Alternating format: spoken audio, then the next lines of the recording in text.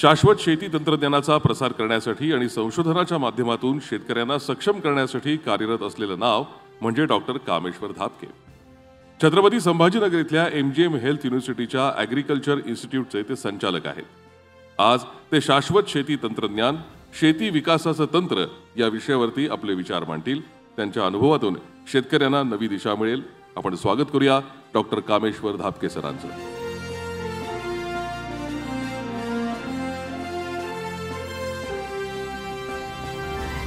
तर तुमचं स्वागत आहे। आणि आज आपण शाश्वत शेती तंत्रज्ञान, शेती विकसित करण्याचं महत्त्वाचं तंत्र आहे या विषयावरती बोलणार आहोत। म्हणूनच सुरुवातीचा प्रश्न की नेमकं शाश्वत शेती तंत्रज्ञान म्हणजे काय?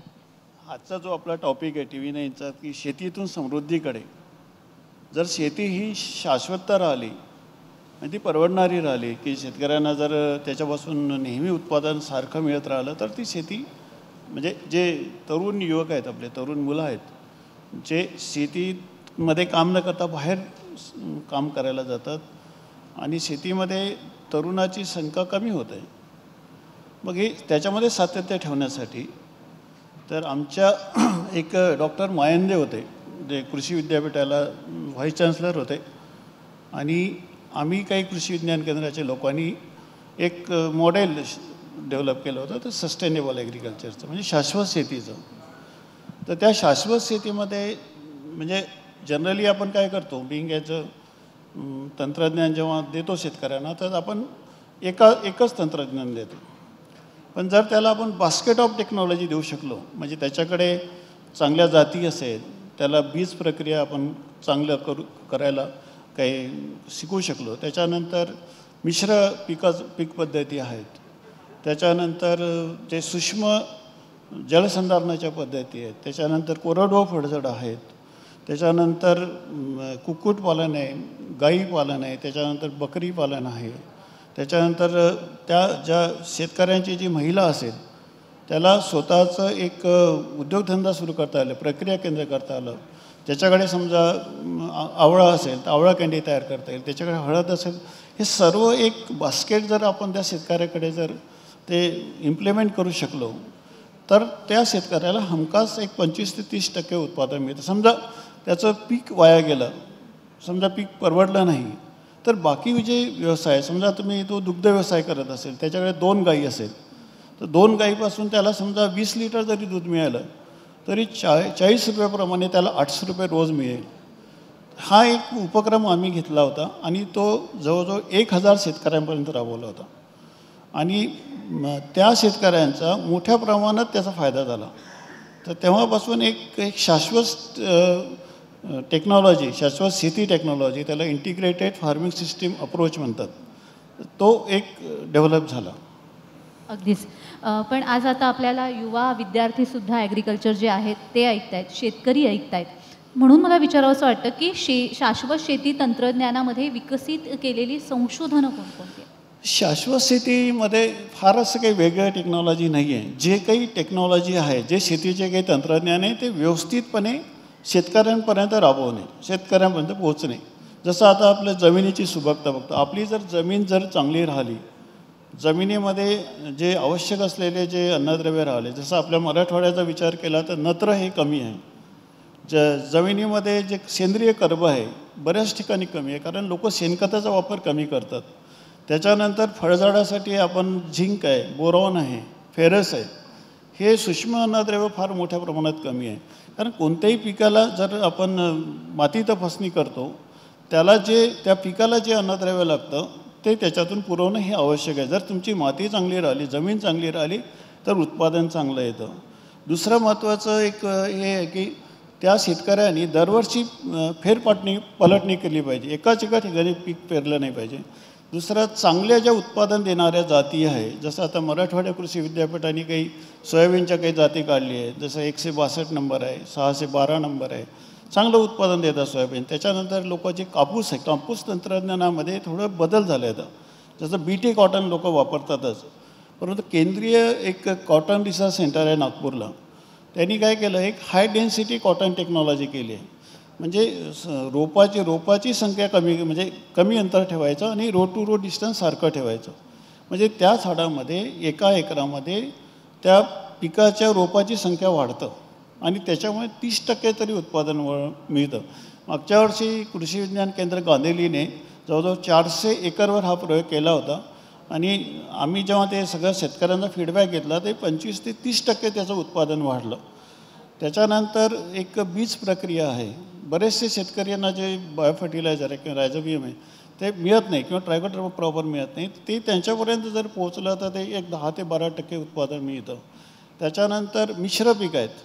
मिश्र पिकाचं कसं असतं की जसं सोयाबीन करत असेल, कोणी सोयाबीन लावत असेल, नुसतं एकच पीक लावत असेल ते लॉस होऊ शकतं, नुकसान होऊ शकतं. पण त्याच्यामध्ये जर एक 4 रो तुमचे सोयाबीनचे आणि 2 रो तुरीचे टाकले तर त्याला कुठेतरी एक पीक वाया गेलं तर दुसऱ्या पिकापासून त्याला उत्पादन मिळू शकतं.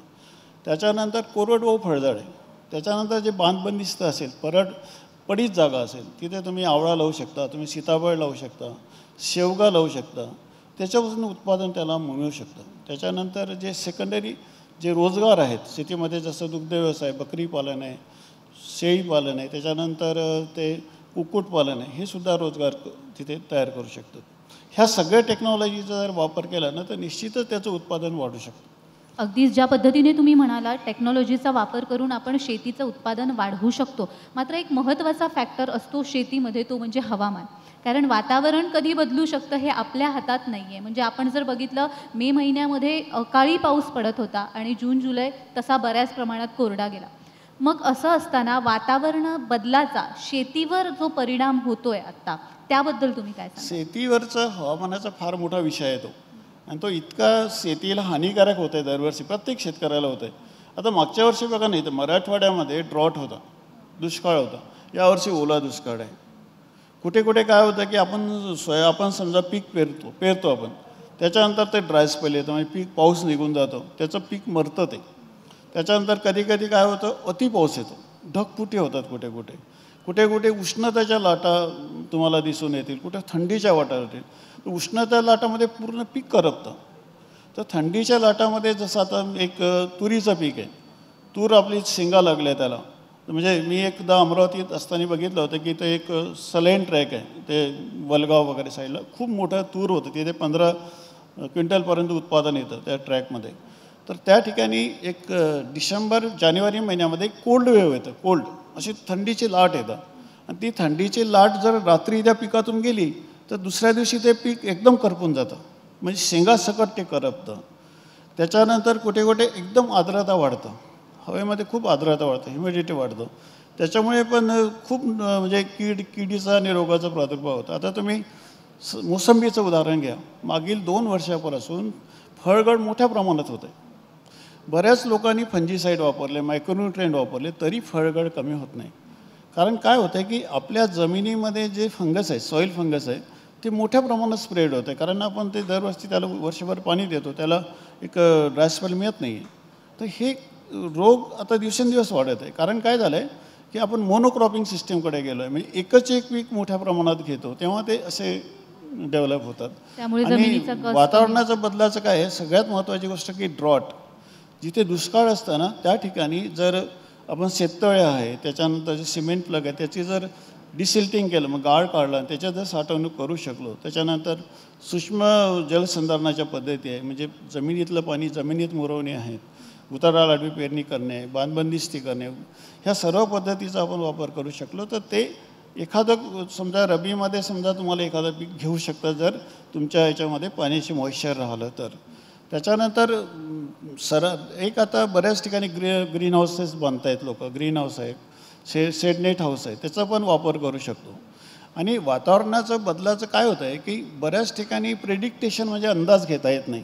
पण आजकाल काय झालं आहे की एक IMDचं एक आहे, आपलं मेट्रोलॉजी डिपार्टमेंट आहे सेंट्रल गव्हर्नमेंटचं, त्याच्या वेबसाईटवर जर तुम्ही गेलात ना किंवा त्याचं ॲप जर तुम्ही डाउनलोड करून घेतलं तर तुम्हाला कळू शकतं की पुढच्या 4-8 दिवसात पाऊस येतो की नाही.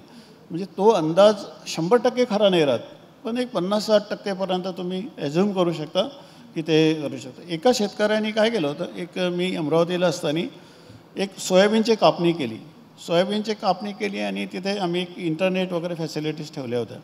तो शेतकरी स्वतः कॉम्प्युटर ऑपरेट करायचे.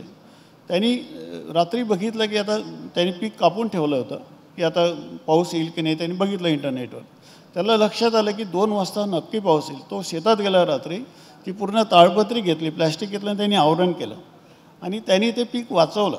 म्हणजे तंत्रज्ञानाचा जर आपण वापर करू शकलो तर ते काही प्रमाणात आपण आपलं नुकसान टाळू शकतो. पण हा खूप मोठा इंटिग्रेटेड विषय आहे तो. म्हणजे ते तर आता सगळ्यांनाच ते भेडसावत आहे, पण कुठं कुठे ढगपुटी होतं, कितीतरी नुकसान होतं. म्हणजे असंख्य म्हणजे माणसं मरतात, गुरं मरतात आणि सगळं त्याच्यामध्ये नुकसान होतं. अगदीच तंत्रज्ञानाचा योग्य वापर जर करता आला तर बऱ्याच प्रमाणात आपण आपलं नुकसान करू टाळू शकतो. शेती करण्याची पद्धत किंवा जसं म्हणाला तुम्ही आलटून पालटून पीक घेतलं गेलं पाहिजे, रोग कोणकोणते येतात त्याविषयी आपल्याला व्यवस्थित माहिती असली पाहिजे. एकूणच शेतीशास्त्र याविषयी मला खरं तर तुमच्या इन्स्टिट्यूटबद्दल विचारायला आवडेल की MGM ॲग्रिकल्चर इन्स्टिट्यूट गांधीली कशा प्रकारे हे शेतीशास्त्र शिकवतं? गांधीलीमध्ये जवळजवळ एक 3-4 इन्स्टिट्यूट आहे, म्हणजे कॉलेजेस आहेत. जवळजवळ 300 एकरचा परिसर आहे. 300 एकरमध्ये एक बायोटेक्नॉलॉजी कॉलेज आहे. तिथे मुलं जे BTech इन बायोटेक्नॉलॉजी घेतात, त्याच्यानंतर BTech इन फूड टेक्नॉलॉजी आहे, त्याच्यानंतर ॲग्रिकल्चर आहे, तिथे एक कृषी विज्ञान केंद्र आहे आणि जवळजवळ तिथे एक 8 ते 10 खूप असं लाईव्ह युनिट्स आहेत. जसं आता एक तिथे डेअरी आहे, गायी आहेत, त्याच्या मोठ्या प्रमाणात बकऱ्याचं संगोपन केलं जातं. तिथे जे दूध निघतं त्याचं व्हॅल्युएडेशन होतं. व्हॅल्युएडेशन म्हणजे त्याच्यापासून ते दुग्ध प्रक्रिया केंद्र आहे, त्याच्यापासून वेगवेगळे पदार्थ तयार करून ते MGMच्या ब्रँडमध्ये आपण औरंगाबादमध्ये विकतो. त्याच्यानंतर एक सेरिकल्चरचं युनिट आहे, म्हणजे सेरिकल्चरचं तुती लागवडपासून कक्कून तयार करणे आणि त्याच्यापासून रॉ सिल्क तयार करणे, ते पूर्ण प्रोसेस तिथे आहेत. आणि नर्सरी आहे. तर हे जे कॉलेजचे जे मुलं आहेत ना त्यांना प्रॅक्टिकली तिथे शिकवलं जातं की म्हणजे समजा त्याला सेरिकल्चरमध्ये जायचं असेल तर कक्कून तयार कसं करायचं, म्हणजे ते पाला कसा गोळा करायचा, त्याची प्रोसेस कशी करायची, कक्कून कसं तयार होतो आणि ते प्रोसेस कसं होतो, म्हणजे फ्रॉम सॉईल टू प्रॉडक्टपर्यंत त्या सर्व तिथे आहे. तिथे बायोफर्टिलायझरचं युनिट आहे, बायोपेस्टिसाईडचं तिथे युनिट आहे. तिथेसुद्धा एक 10-10, 15-15 मुलं तिथे प्रॅक्टिकली शिकतात. म्हणजे तो शिक्षण घेत असताना समजा त्याला स्वयंरोजगार करायचा असेल तर तो कॉलेज संपल्यानंतर तो करू शकतो. त्याच्यानंतर कृषी विज्ञान केंद्र आहे. दुसरी गोष्ट, मुलांना नुसतं शिक्षणापुरतं मर्यादित नाही आहे, तिथे शेतकऱ्यांचं प्रशिक्षण होतं. ते शेतकऱ्यांशी पण कॉन्टॅक्ट करू शकतात. तिथे छोटे छोटे एक टेक्नॉलॉजी मॉडेल्स केलेले आहे. जसं सोयाबीन असेल तर त्याच्या 8-10 व्हेरायटीज आहेत, त्याचे वेगवेगळ्या कॉटनच्या आहेत, त्याच्या वेगवेगळ्या व्हेरायटी आहेत, त्यांच्या क्रॉपिंग सिस्टीम्स वेगवेगळ्या आहेत. ते मुलांना त्याचे ऑब्झर्वेशन घेता येतं आणि ते शिकता येतं. म्हणजे त्या पूर्ण गोष्टी तिथे त्यांना मिळतात. अगदीच. आणि या इन्स्टिट्यूटचे संचालक म्हणून आपण काम करतात, तर म्हणून विचारेन की शेतीबद्दल विद्यार्थ्यांमध्ये किती जागरूकता तुम्हाला आढळून नाही, येते? शेतीमध्ये विद्यार्थ्यांची तेच सांगत आहे मी, की ती शाश्वतता राहिली तर सस्टेनेबिलिटी राहिली तरच ते जागरूकता म्हणजे ते पुढे त्याच्यामध्ये समाविष्ट होतील. पण आजकाल शेती हा एक विषय असा आहे की त्याच्यामध्येच रोजगाराच्या मोठ्या प्रमाणात संधी आहेत. शेतीमध्ये जर तुम्ही बघितलं ना, जर ते आपण प्रॉपरली करू शकलो तर समजा आता रेशीम उद्योग आहे, रेशीम उद्योगामध्ये तुम्ही कितीतरी मुलांना रोजगाराच्या संधी आहेत. डेअरी व्यवस्था आहे, प्रोसेसिंग आहे, व्हॅल्यू ॲडिशन्स आहेत, त्याच्यानंतर शेळीपालन आहेत. बऱ्याच गोष्टी विद्यार्थी करू शकतात. आणि ते मुलं आजकाल काय झालं की त्यांना टेक्नॉलॉजी अवगत आहे, त्यांच्याकडे फोन आहे, ते फोनवर बघू शकतात की आपण कोणत्या दिशेने जायला पाहिजे. त्याच्यामुळे त्यांच्यामध्ये जागरूकता आहे. म्हणूनच ते इतक्या प्रमाणात जवळजवळ आमच्याकडे 100% ॲडमिशन्स होतात आणि सगळे A ग्रेडचे कॉलेजेस आहेत. तर ते जागरूकता असल्याशिवाय ते अट्रॅक्ट होणार नाही. नाही, निश्चितच. आणि रोजगाराच्या बऱ्याच संधी शेतीमधून आपल्याला मिळू शकतात असं तुम्ही म्हणालात. धन्यवाद, तुम्ही ते उपस्थित राहिलात आणि इतकं सुंदर मार्गदर्शन केलं त्याचं.